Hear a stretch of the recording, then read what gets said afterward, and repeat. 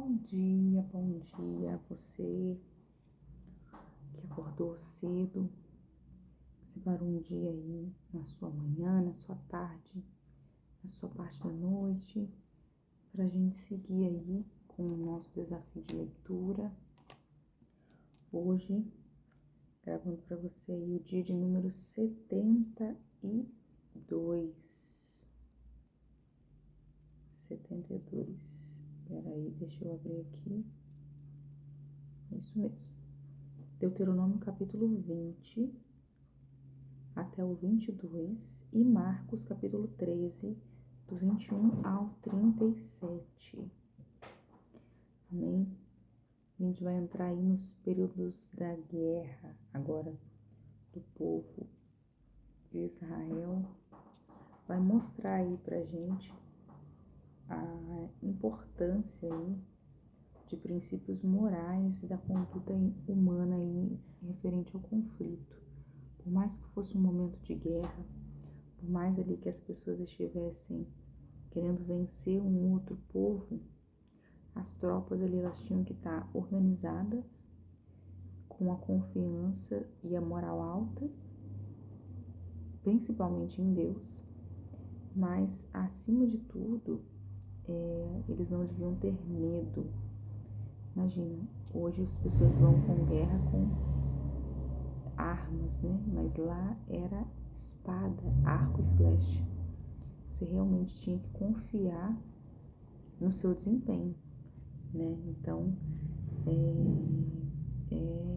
é algo assim para corajosos mesmo. Por isso que fala que os tímidos não herdarão o reino dos céus. Essas batalhas aí levava eles aí a momentos e circunstâncias totalmente adversas. Já parou para pensar? Não para fracos, não. E ele também mostra pra gente que a gente tem que, quando vencer outros povos, a gente tem que tratar aí com humanidade, independente da circunstância. Você vai entender, a gente vai falar sobre isso. Vamos orar? A pessoa já começa com sono. Vamos lá. Pai, Tu és o Deus, o Senhor dos exércitos, aquele que está à frente de todas as batalhas. Esteja conosco nessa batalha aqui, de vencer o nosso eu, a nossa preguiça, para que nós possamos completar aí mais um dia da nossa leitura e separa aí a nossa vida, a nossa mente, a nossa alma, de maneira que ela não fique cativa do inferno, mas que nós possamos ter entendimento sobrenatural pelo Teu Espírito Santo através de nós. Em nome de Jesus nós oramos assim. Amém e amém. Amém? Bora lá. Deuteronômio capítulo 20 vai começar assim. Quando saíres a peleja, a batalha, né, contra os teus inimigos, e vires cavalos e carros e povo maior em número do que tu, não os temerás, pois o Senhor teu Deus, que te fez sair da terra do Egito, está contigo. Quando vos achegardes à peleja, o sacerdote se adiantará e falará ao povo, e dir-lhe-á: Ouvi, ó Israel, hoje vos achegais à peleja contra os vossos inimigos. Que não desfaleça o vosso coração, não tenhais medo, não tremais, nem vos atemorizeis diante deles, pois o Senhor vosso Deus é quem vai convosco a pelejar por vós contra os vossos inimigos, para vos salvar. Os oficiais falarão ao povo, dizendo: Qual o homem que edificou a casa nova e ainda não a consagrou? Vá, torne-se para a casa, para que não morra na peleja e outrem a consagre. Qual homem que plantou uma vinha e ainda não a desfrutou? Vá, torne-se para casa, para que não morra na peleja, e outrem a desfrute. Qual homem que está desposado com alguma mulher e ainda não a recebeu? Vá, torne-se para casa, para que não morra na peleja, e outro homem a receba. E continuarão os oficiais a falar ao povo, dizendo: qual homem medroso e de coração tímido?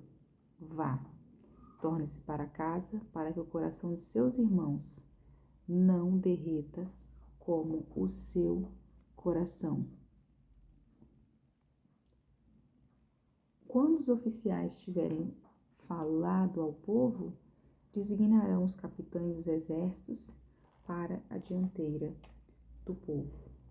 Então ele fala assim, que aqueles que haviam acabado de construir casas novas e não haviam entregado elas a Deus, aqueles que estavam com plantações no princípio, com a colheita próxima aí de poder desfrutar dessa colheita, também eles não deveriam participar da peleja, das guerras, e homens que não haviam se casado e consumado o casamento, vou colocar assim, também não deviam vir para a batalha, mesmo que fossem maiores de 20 anos, e homens medrosos também não deviam vir para a batalha, mesmo que tivessem a idade. Por quê? Primeiro, uma questão ética e moral, né? Esse soldado aí devia ser encorajado à guerra? Sim. Devia estar preparado para a guerra? Sim. Mas ele também devia ter desfrutado de alguns prazeres da vida. Se ele não tivesse desfrutado, ele deveria receber uma dispensa do exército. Hoje a gente tem aí no exército, né? Meninos acima de 18 anos têm que se apresentar, mas dependendo também da situação, se já tiver excedente de gente, as pessoas são dispensadas. E dependendo do compromisso aqui no Antigo Testamento, as pessoas também eram dispensadas. E no verso 9 fala que quando os oficiais tiverem falado ao povo,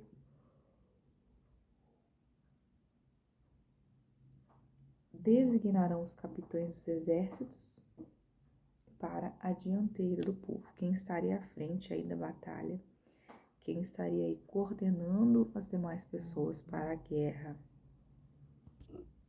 Então, os oficiais aí seriam separados e designados para estar aí na dianteira do povo, dianteira da guerra. Verso 9. 10. Quando te aproximares de alguma cidade para pelejar contra ela, oferecer-lhe-ás a paz.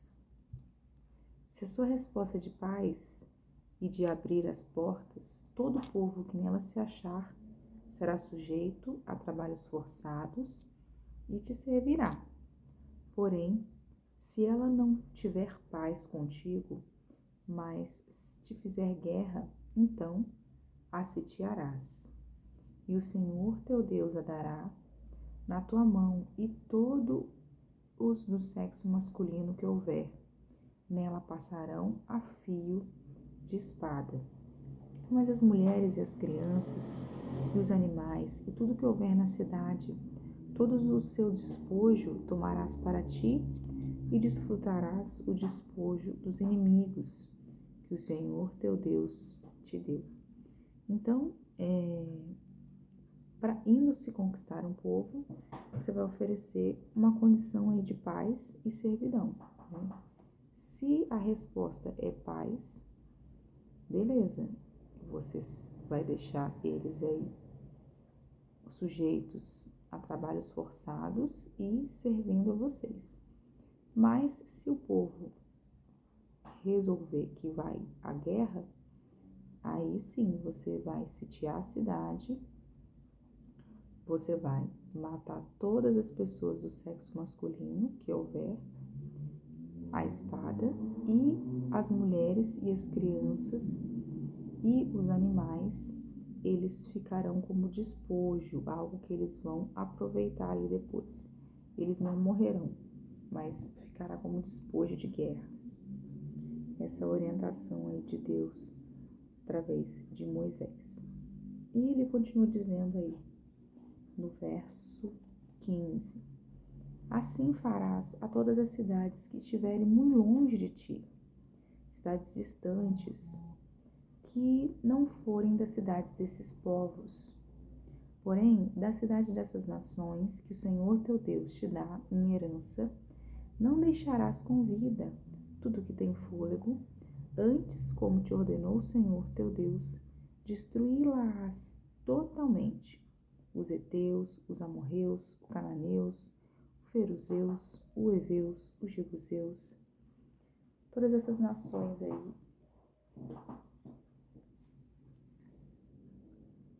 que não são do Senhor, que os locais que Deus deu para eles por herança, fala que eles não deixariam eles com vida.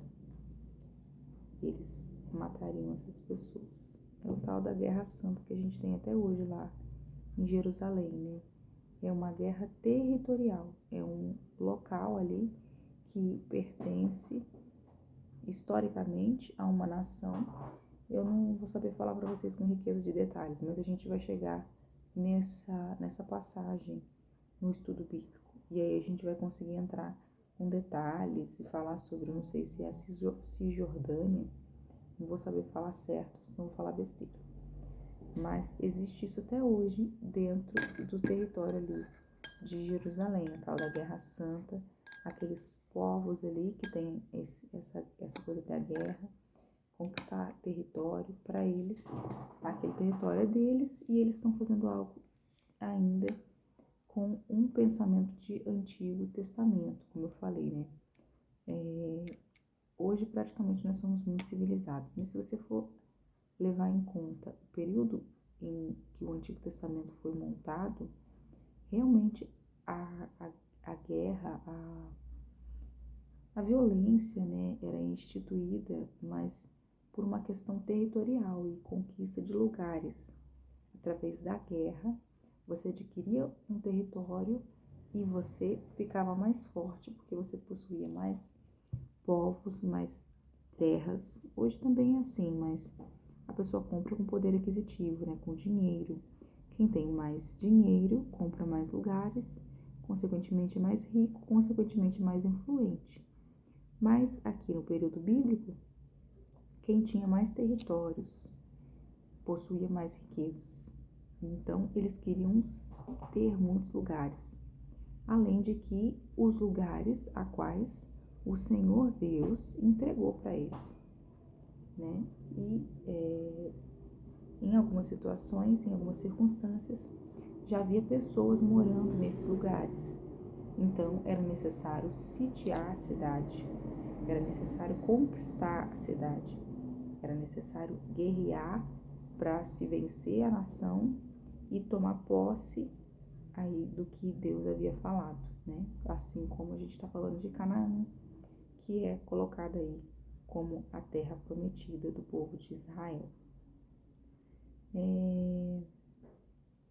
17 diz assim: antes, como te ordenou o Senhor teu Deus, destruí-las totalmente, os heteus, os amorreus, os cananeus, os feruzeus, os heveus, os jebuseus, para que não vos ensine a fazer segundo todas as suas abominações que fizeram seus deuses, pois pecaríeis contra o Senhor vosso Deus. Porém, Deus dá uma orientação aí de total destruição a alguns povos específicos.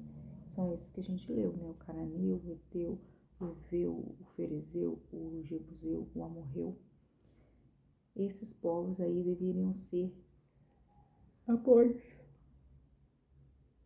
conquistados, eles deveriam ser mortos para que eles não viessem contaminar aí as pessoas com a sua idolatria, né? Então, hoje a gente tem idolatria? Tem, né? Mas a idolatria, independente do versículo bíblico, né? Você aí que segue a Bíblia sempre foi algo orientado por Deus, que ele abomina a idolatria, somente a ele prestarás culto. Versículo 19. Quando sitiares uma cidade por muito tempo, pelejando contra ela para a tomar, não destruirás o seu arvoredo, metade nele o machado, porque dele comerás, pelo que não o cortarás, pois será árvore do campo.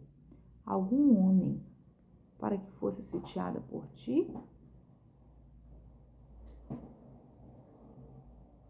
metendo nele o machado, por que dele comerás? Pelo que não o cortarás, pois será árvore do campo.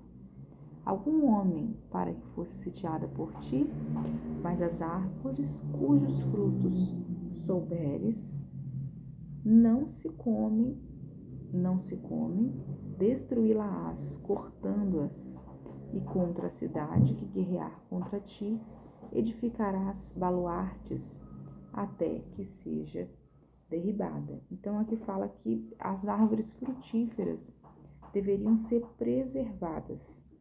Já as outras árvores que não haviam frutos, elas poderiam ser cortadas, porque elas não seriam utilizadas, não teriam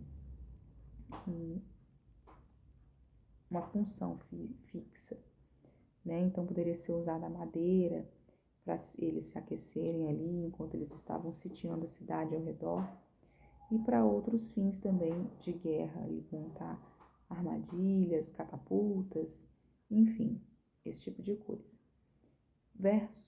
Capítulo 21 vai falar expiação por morte, autor ignorado.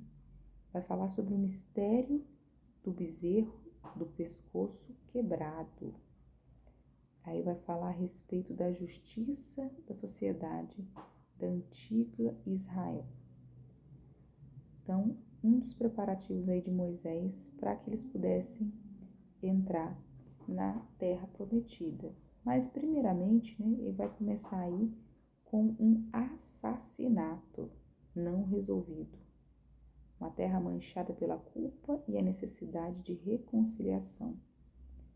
Então, aí vai ter um procedimento ritual, como o bezerro do pescoço quebrado, para poder ser purificada a terra do sangue que foi derramado aí e absorver a comunidade, né, as pessoas que estavam ali, da responsabilidade pelo crime aí não solucionado.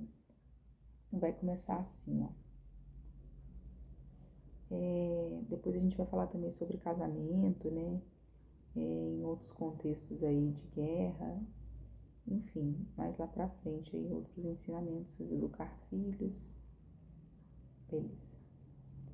Vai começar assim, quando na terra, verso 21, que lhe der o Senhor teu Deus para possuí-la, se achar alguém morto, caído no campo, sem que se saiba quem o matou, sairão os teus anciãos e os teus juízes e medirão a distância até as cidades que estiverem ao redor do morto.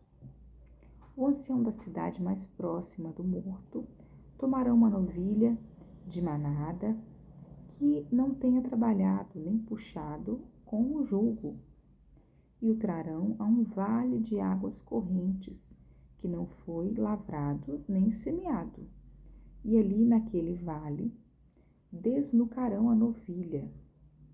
Chegar-se-ão aos sacerdotes, filhos de Levi, porque o Senhor teu Deus os escolheu, para o servirem, para abençoar em nome do Senhor, por sua palavra, decidirem toda demanda e todo caso de violência. Todos os anciãos dessa cidade mais próximos do morto lavarão as mãos sobre a novilha desnucada no vale e dirão às nossas mãos: não derramaram este sangue, e os nossos olhos o não viram derramar-se. Se propício ao seu povo de Israel, que tu, ó Senhor, resgatastes, e não ponhas a culpa no sangue inocente no meio do teu povo de Israel, e a culpa daquele sangue lhe será perdoada. Assim eliminarás a culpa do sangue do inocente no meio de ti, pois farás o que é reto aos olhos do Senhor. Quando sairdes a peleja contra os teus inimigos, e o Senhor teu Deus os entregar nas mãos, e vires como esse homem ou mulher formosa, e te aperfeiçoares a ela, e a quiseres tomar por mulher, então a levarás para casa, e ela rapará a cabeça e cortará as unhas. Então, ó, primeiro momento ali. Chegou num local, tem alguém morto, assassinado.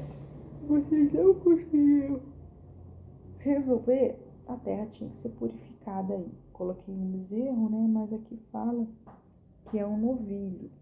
Um novilho é um bezerro também. E depois vai falar aí o casamento e a proteção da mulher capturada, né? A gente falou lá que faz parte dos despojos também a mulher, as crianças e os animais. Mas como que seria, no caso aí, as diretrizes para se casar com essa mulher pertencente aí aos teus inimigos? A primeira orientação era que o povo de Israel deveria permanecer aí fiel às mulheres de Israel. Então já começa aí. Mas Moisés, conhecendo o seu povo, conheço meu povo, ele falou, eu vou ter que instituir umas guerras, umas regras de guerra, de pós-guerra, porque eu sei que esse pessoal é complicado. Então é melhor já instituir e orientar, senão ela vai falar que eu não falei. E aí ele fala que se você vê uma mulher, depois que você lutou contra os seus inimigos, dentre desses cativos, né, e ela for bonita aí aos seus olhos e você se apaixonar por ela e quiser se casar por ela, tomar ela por mulher, ela deveria primeiramente ser levada para sua casa e lá ela deveria ser limpa, tomar um banho e ela deveria raspar a cabeça e cortar as unhas, né? Num primeiro instante aí. Depois, logo em seguida, despirá o vestido do seu cativeiro e ficará na tua casa. Chorará teu pai, a tua mãe durante 1 mês. Depois disto, a tomarás tu, serás seu marido e ela, tua mulher. Então, ela teria o direito aí de se adaptar na tua casa, ela ficaria sem as roupas do local a qual ela morava, ela receberia roupas ali propícias do povo de Israel e ela ficaria 1 mês aí se familiarizando com a sua família e chorando aí a sua mocidade, vou colocar assim, né, a sua virgindade, não é isso. Não tô conseguindo lembrar a palavra agora. Mas ela ficaria ali durante 1 mês, né, na sua casa ali, né, no seu estabelecimento, no seu cativeiro. A palavra fala cativeiro. E depois você poderá tomar essa pessoa aí por mulher e ser marido dela. Não é abusar sexualmente dessa mulher, não. É tomar por marido, é se casar. A Bíblia não está instituindo a safadeza, não. E aí, e se não der certo? Como é que a gente vai fazer? Verso 14, fala assim: se não te agradares dela, deixá-las ir à sua própria vontade, porém, de nenhuma sorte a venderás por dinheiro, nem a trarás mal, pois a tens humilhado. Eu conheceu essa mulher de uma maneira que só um homem pode conhecer, e de repente você não quer mais ficar com ela. Ela vai poder ir embora, seguir aí a sua vida, vou retornar à sua família, se é que sobrou alguém, algum parente vivo dessa conquista aí de outro povo. Ela vai poder ir e você não vai poder tratar ela mal, desfazer dela, humilhar ela, porque afinal de contas, a maior humilhação você já fez. Você já desposou ela. Ela já não é mais uma mulher virgem.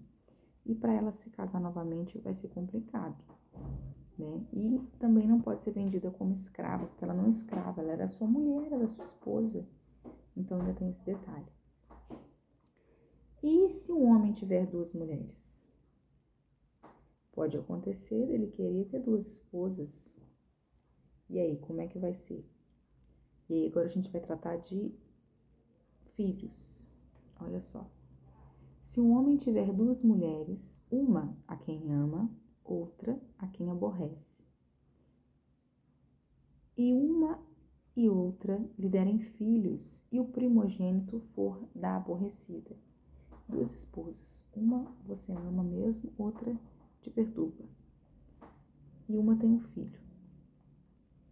No dia em que fizeres herdar a seus filhos aquilo que possuir, não poderá dar a primogenitura ao filho da amada, preferindo ao filho da aborrecida, que é o primogênito. Então, o que é certo, independente de quem é o filho. Se você não tem muita afeição por essa esposa, a primogenitura era algo que era guardado por lei e é guardado até hoje para aquele povo, né? Então, o filho mais velho, ele tem o direito sobre tudo, independente de você ter um bom relacionamento ou não com a sua primeira esposa, primeira ou segunda esposa. Sendo primogênito, ele é que tem o direito. Mas ao filho da aborrecida, reconhecerá por primogênito, dando-lhe dobrada porção de tudo quanto possuir, porquanto aquele é o primogênito do seu vigor. O direito da primogenitura é dele. Se alguém tiver um filho contumaz,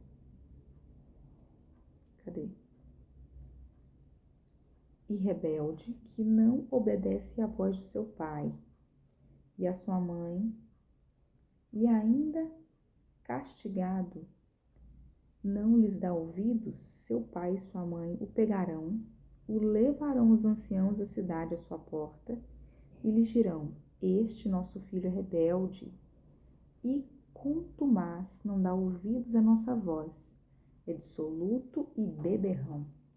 Então todos os homens da sua cidade o apedrejarão, olha isso, até que morra. Assim eliminarás o mal do meio de ti. Todo Israel ouvirá e temerá. Olha isso. Filhos rebeldes, fiquem ligados. Pais poderiam punir a seus filhos aí com a morte. A questão ética e a justiça familiar era algo muito a ser preservado. Então o filho, ele tinha que obedecer à voz do pai. Ah, essa nação Nutella, se ouvisse essa palavra hoje, hein? Ele devia obedecer à voz do pai e da sua mãe. E se ele não obedecesse, ele devia ser castigado. Ele devia ser castigado, esse filho, porque ele não dava ouvidos aos seus pais. E se mesmo assim ele continuava obediente, o seu pai e sua mãe poderiam pegar ele, levar até os anciãos, e depois esse filho rebelde, ele poderia ser dissoluto também, beberrão, desobediente e ainda embriagado. O que você vai fazer então com esse filho? Olha que forte isso, hein? Eliminarás o mal do meio de ti. Vai fazer o quê? Apedrejar esse filho até que morra. Gente. Aí eu falo que tá muito fácil para esses adolescentes de hoje, tá muito fácil. Ai, se eles pegassem uma época dessa, rapidinho, a galera ficava esperta, né? E perdi aqui os 32. O capítulo de número 22 vai continuar dizendo: cadáveres serão tirados do patíbulo, que deveria ser feito aí com essa situação, né? Que exigia responsabilidade.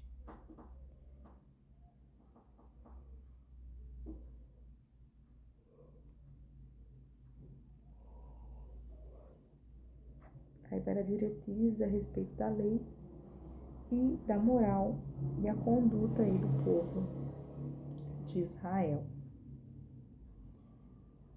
Vai falar também sobre sexualidade, consensualidade e outras coisas que o Senhor não se agrada. Beleza? Vamos lá. Cuidado com a propriedade alheia. Cuidado com o que não te pertence. Começa assim já. Antes disso, ó, 22, esqueci de ler ali, ó. O cadáver serão tirados. Se alguém houver pecado, passível de pena de morte, tiver sido morto e o pendurares no madeiro, o seu cadáver não permanecerá no madeiro durante a noite, mas certamente o enterrarás no meio-dia, no mesmo dia, porquanto o que for pendurado no madeiro é maldito de Deus. Assim não contaminarás a terra que o Senhor teu Deus te dá por herança. Então, ó, o pecado daquela época era, quando julgado erroneamente errôneo, ele era punido com pena de morte, né? E esse morto, ele era pendurado no madeiro que cometeu o pecado. Por isso que a gente fala que a morte de Cristo foi uma morte de vergonha. Ele se despiu da sua glória e ele passou vergonha, ele que não tinha nada que pudesse acusar contra si, contra ele mesmo, contra si próprio, mas ele foi pendurado no madeiro.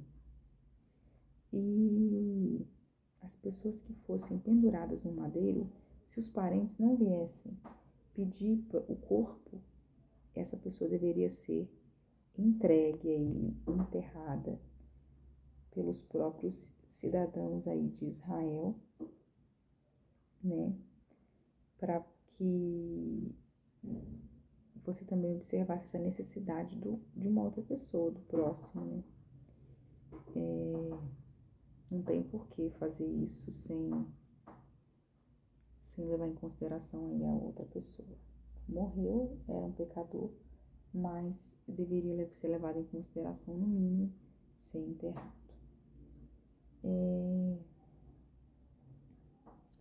Os princípios da justiça e a misericórdia, agora no 22, agora sim.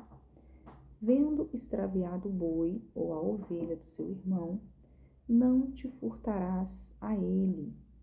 Eles restituí-lo-ás sem falta o teu irmão. Se teu irmão não for teu vizinho, ou tu não conheceres, recolhê-lo-ás na tua casa, para que fique contigo até que teu irmão o busque e lhe restituas. Então, se entrou lá na sua casa algum boi, alguma ovelha que não é seu, o que é seu não é seu. Você vai guardar ele na tua casa para que depois você possa devolver ele, né? Não é seu, não te pertence. No momento certo e oportuno, você devolve aquilo que não é seu. Porém, a palavra vai continuar dizendo: assim também farás com teu jumento, assim fará com as tuas vestes, mesmo fará com toda coisa que se perder com teu irmão, e tu achares, não te poderás furtar a ela. Então, não é seu o jumento, não é seu as vestes, achou num lugar esquecido, foi seu irmão que perdeu.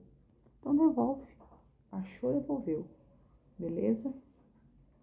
O jumento que é do teu irmão e o seu boi, não verás caído no caminho, a eles te furtarás sem falta, e ajudarás a levantá-lo.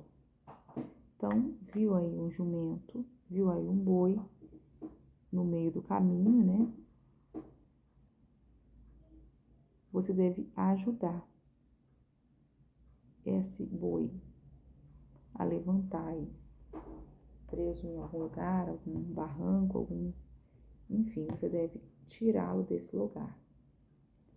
Verso 5, agora a gente vai falar a respeito de relações sexuais. Vai falar assim, ó, a mulher não usará roupa de homem, nem um homem veste peculiar à mulher, porque qualquer que faz tais coisas é abominável ao Senhor teu Deus. Se de caminho encontrares algum ninho de ave, em alguma árvore ou no chão, com passarinhos ou sobre os ovos, não tomarás a mãe com os filhotes. Deixarás ir livremente a mãe e os filhotes tomará para ti, para que te vá bem e prolongues os teus dias. Então, olha só. Encontrou um ninho de árvore aí no chão. E esse ninho tem ovos com filhotes, né? Às vezes a mãe também tá lá. A mãe você vai liberar e os filhotes, a palavra fala que você pode tomar para si, pode cuidar deles, né? Pode fazer aí um campo silvestre, uma criação. Tá liberado aí por lei que eles podem tomar para si os passarinhos. Eu tenho para mim que é muito triste isso. Eu tenho um ninho de sabiá que é feito sempre lá na minha casa, lá no meu sítio. E o Alex sempre brinca que vai pegar os filhotes, né? Eu acho um dó. Coitado deles, né? Então a gente sempre passa lá, vê o ninho e deixa os filhotinhos. A mãe tá sempre por perto, né? Então não tá abandonado. Mas de maneira nenhuma a gente pega, mesmo que o Antigo Testamento oriente isso, né? Eu acho que a mãe tem direito de cuidar dos seus filhos, tadinha, né? Verso 8 vai falar assim, ó, quando edificares uma casa nova, far-lhe-ás no terraço um parapeito, para que nela não ponhas culpa de sangue, se alguém de algum modo cair dela. Então, toda casa que tem aí uma sacada tem que ter um parapeito. Básico, né? Porque se alguém cair de lá de cima, não vai falar que, nossa, que casa aí mais estruturada, né? Morri, caí desse terraço por conta disso. Não, tem que ter terraço, tem que ter parapeito. Verso 9. Não semearás a tua vinha com 2 espécies de semente, para que não degenere o fruto da semente que semeaste e a messe da vinha. Então, deveria ser plantado 2 espécies de semente. Não deve ser plantado 2 espécies. O versículo está dizendo, ó, não semearás a tua vinha com 2 espécies de semente. Cada vinha, cada parreira ali, cada que possuía uva, deveria ter aí uma espécie por vez. Então, plantava juntas ali as mesmas espécies. Nunca misturado 2 espécies. E vai falar agora a respeito como cuidar. Não lavrarás conjunta de boi e jumento. Não te vestirás de estofos de lã e linho juntamente. Farás borlas nos 4 cantos do manto com que te cobrires. Se um homem casar com uma mulher e depois de coabitar com ela a aborrecer e lhe atribuir atos vergonhosos e contra ela divulgar má fama, dizendo: casei com esta mulher e me cheguei a ela, porém não achei virgem. Então o pai da moça e sua mãe tomarão as provas da virgindade da moça e as levarão aos anciãos da cidade da porta. pai da moça dirá aos anciãos: dei minha filha por mulher a este homem, porém ele a aborreceu. E eis que lhe atribuiu atos vergonhosos, dizendo: não achei virgem a tua filha. Todavia, eis aqui as provas da virgindade da minha filha. E estenderão as roupas dela diante dos anciãos da cidade, aos quais tomarão o homem e o açoitarão, e o condenarão a 100 ciclos de prata, e o darão ao pai da moça, porquanto divulgou uma fama sobre uma virgem de Israel. Ela ficará sendo sua mulher, e ele não poderá mandá-la embora durante a sua vida. Então, aqui a gente falou a respeito da semente e a respeito das roupas, né?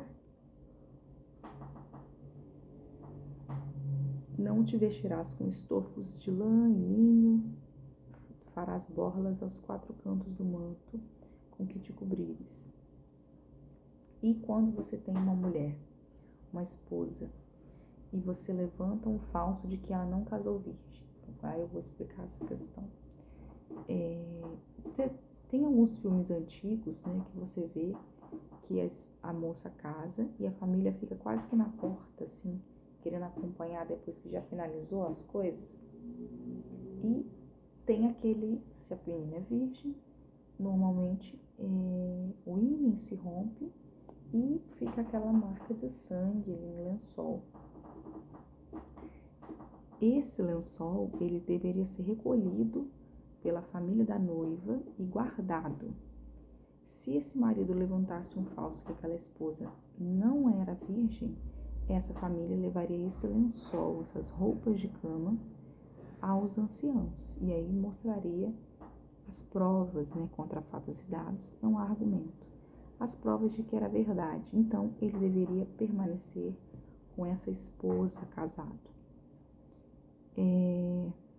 Verso 20. Em contrapartida, porém, se isto for verdade, que não achou a moça a virgindade, então a levarão à porta da casa do seu pai, e os homens da sua cidade a apedrejarão até que morra, pois fez loucura em Israel, prostituindo-se na casa do seu pai. Assim deliminarás o mal no meio de ti. Então, se esse homem aí, em contrapartida, fizer trazer e não tiver acontecido nada, infelizmente, tinha muito o que fazer. Só que tem um porém, né?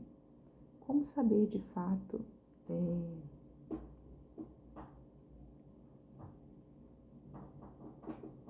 até perdi o que eu estava falando. Eu falei que essa mulher deveria ser virgem, porém, se ela não fosse, ela deveria ser apedrejada ali, naquele lugar. A gente realmente tem uma civilização maior.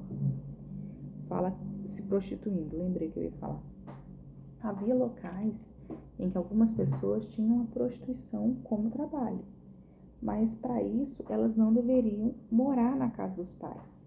Se elas fossem prostitutas, elas tinham que seguir a vida delas para outro lugar, ficar naquele lugar ali. Porém, se fosse confirmado que ela não era virgem, aí ela poderia morrer, né? Então, por isso talvez Maria teve tanto medo. José, quando pensou em deixá-la, falou: eu vou deixar ela, mas para que não envergonhem ela, para que não exponham ela, porque eu posso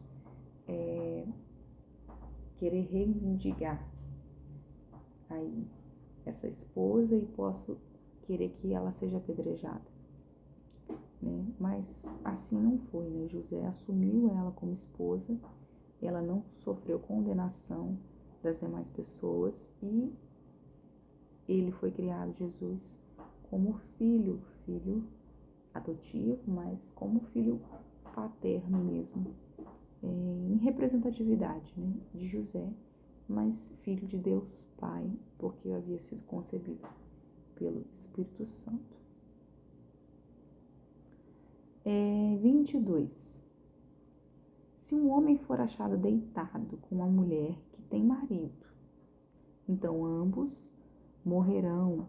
O homem que se deitou com a mulher, e a mulher assim eliminarás o mal de Israel. Então, traição pega no ato sexual, morre todo mundo. Lembra daquela história lá que Jesus pegou aquela mulher em traição e ela foi levada para ser apedrejada? E esse homem que não foi junto? Sumiu, né? Complicado. E 23. Se houver moça virgem desposada e um homem a achar na cidade e se deitar com ela, então trareis ambos à porta daquela cidade e os apedrejareis até que morram a moça, porque não gritou na cidade, e o homem, porque não gritou na cidade.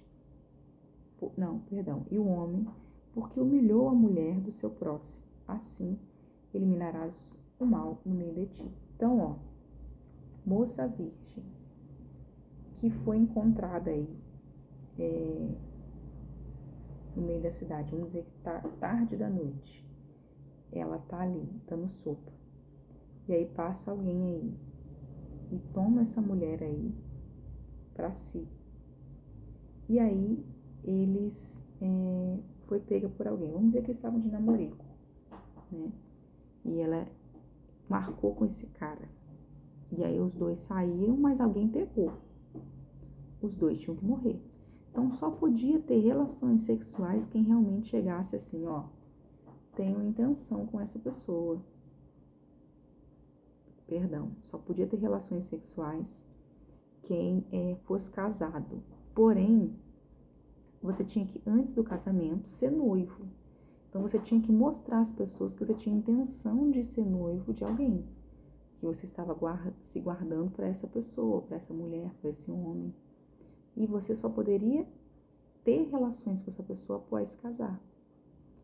Então, 1 para 1, diferente do que a gente tem hoje aí, uma bagunça danada.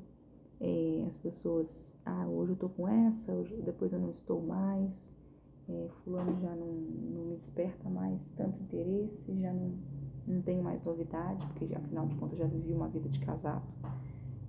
A viver a vida de casado, além de estar junto, é a sexualidade, né? E é isso, né? Você poderia tomar para si somente a mulher a quem você era casado. Eu brinco sempre com o Fábio, né?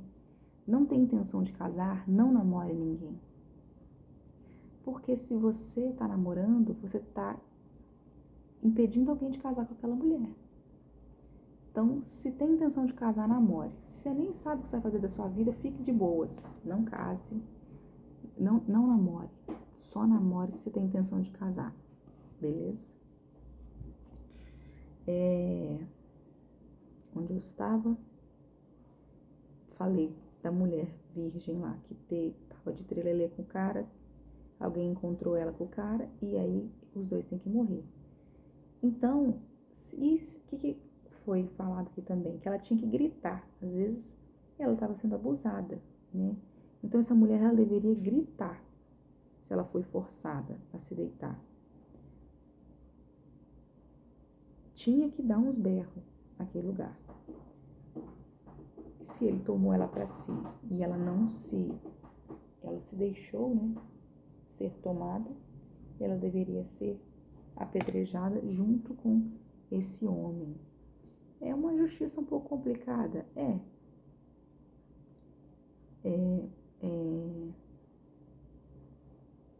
Porém, aí fala que no campo, se algum homem no campo achar moça desposada e a forçar a se deitar com ela, então morrerá só o homem que se deitou com ela. Então, na cidade, a moça tem que gritar, tem mais gente para ver. Porém, no campo, é um lugar afastado. Às vezes não tem mesmo, ela pode gritar, ninguém vai ouvir. E aí, se for confirmado isso, né, essa moça tem que fala aqui, 26, a moça não farás nada. Ela não tem culpa de morte, porque como o homem que se levanta contra o seu próximo se tira a vida, assim também é este caso. Essa moça tem que gritar também, pois achou no campo, a moça desposada gritou e não houve quem a livrasse. É o que eu falei. O campo é um lugar aberto e às vezes não tem pessoas, casas são afastadas. Não tem quem possa fazer nada. Porém, esse homem agiu de má fé com essa mulher. E aí ela deve ser conservada em vida. Não estava de safadeza.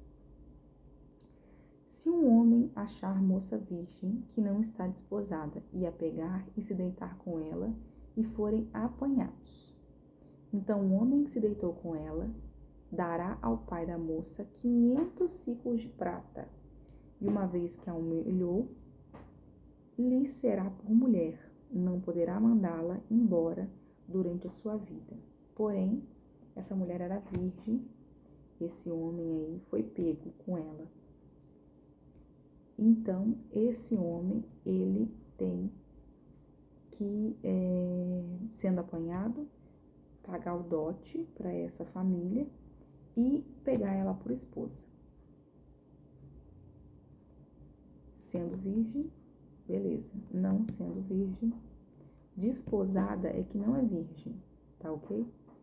Sendo virgem, case-se com ela. Desposada, que não é virgem, mas aí você tá forçando essa moça. Em primeiro ponto, foi pego os dois, eu já expliquei, né? Não vou explicar de novo não, você volta lá e vê de novo, senão eu vou me embaralhar aqui.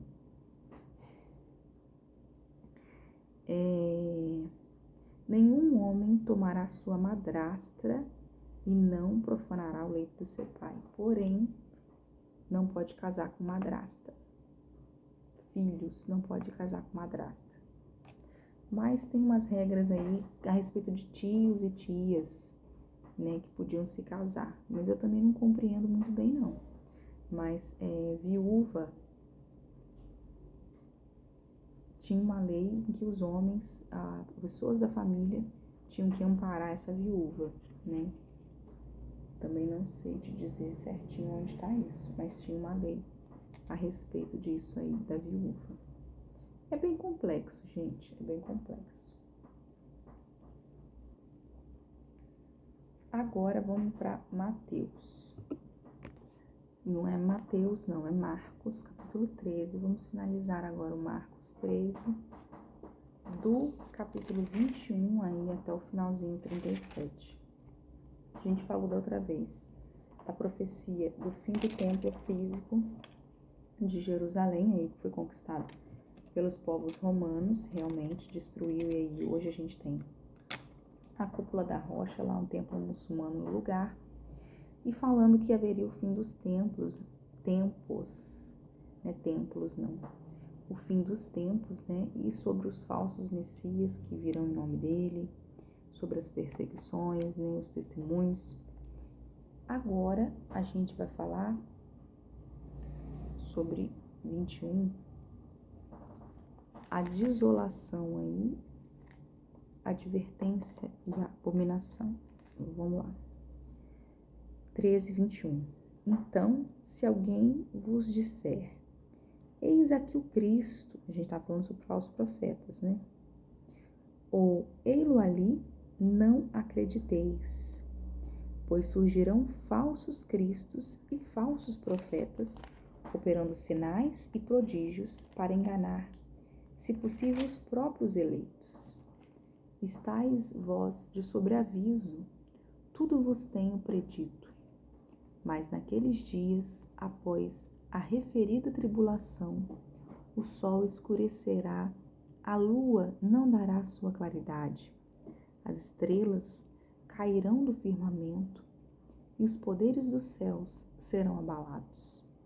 Então verão o Filho do Homem vir suas nuvens com grande poder e glória. E ele enviará os anjos, reunirá os seus escolhidos dos 4 ventos da extremidade da terra, até a extremidade do céu. Aprendei-vos Tá, primeiramente até aqui. Então, fala que vai surgir pessoas que vão dizer que são Messias, que são Cristos, que são a reencarnação, a ressurreição, né? A gente teve até um rapaz aí que dizia que era Jesus mesmo, né? De cabelo branco, compridão. E a palavra fala que ele vai vir sobre o céu, né? Ele vem sobre as nuvens, com grande poder e glória. Você vai ver as estrelas caindo, você vai ver aí a lua perdendo seu brilho, né? Vai ter esses sinais aí miraculosos para que você possa confirmar que o Filho do Homem retornou. É a parábola da figueira, do 28 aqui até o 31. Aprendei-vos, pois, a parábola da figueira. Quando já os seus ramos se renovam e as folhas brotam, sabeis que está próximo o verão. Os sinais aí de que ela vai florescer. Assim também vós, quando virdes acontecer essas coisas, sabeis que está próximo às portas. Em verdade vos digo que não passará esta geração sem que tudo aconteça. Passará o céu, a terra, porém as minhas palavras não passarão. Mas a resposta daquele diante da honra, ninguém sabe, nem os anjos do céu, nem o Filho, senão o Pai. Então, sobre aviso, vigiai e orai, porque não sabeis quando será o tempo. É como um homem que, ausentando-se do país, deixa sua casa, dá autoridade aos seus servos, e cada um a sua obrigação, e ao porteiro ordena que vigie. Vigiai, porque não sabeis quando virá o dono da casa, se à tarde, à meia-noite, se ao cantar do galo, se pela manhã, para que vindo ele inesperadamente não vos ache dormindo. O que porém vos digo a todos, vigiai. Então, o que nós estamos fazendo aqui também faz parte do vigiai, né? Ficar atento aí aos sinais. Nós estamos lendo a palavra, nós estamos nos orientando conforme os ensinamentos que ele deixou. Nós estamos aí acompanhando os sinais da natureza em si, né? Eu sempre falo que tem um relógio do Filho. A humanidade em si, a ciência reconhece que haverá um momento de Jesus voltar. E esse relógio do fim dos tempos, quando é meia-noite, todos os sinais, todas as profecias, todos os prodígios foram cumpridos para que Jesus viesse e retornasse. Ele está dando 15 para meia-noite, falta 15 minutos para ele vir. Faltam poucas coisas, profecias para ser cumpridas, para que Jesus venha. Então, nós o aguardamos, mas aguardamos vigilantes, prontamente aí, vigilantes, porque a gente não sabe quando ele vem. Vigiai, porque eis que o momento é próximo, em que ele retornará. Amém? E é isso o texto de hoje, o dia de hoje, dia de número 72. Obrigado você que ficou aí conosco até aqui, assistiu o vídeo. E até a próxima.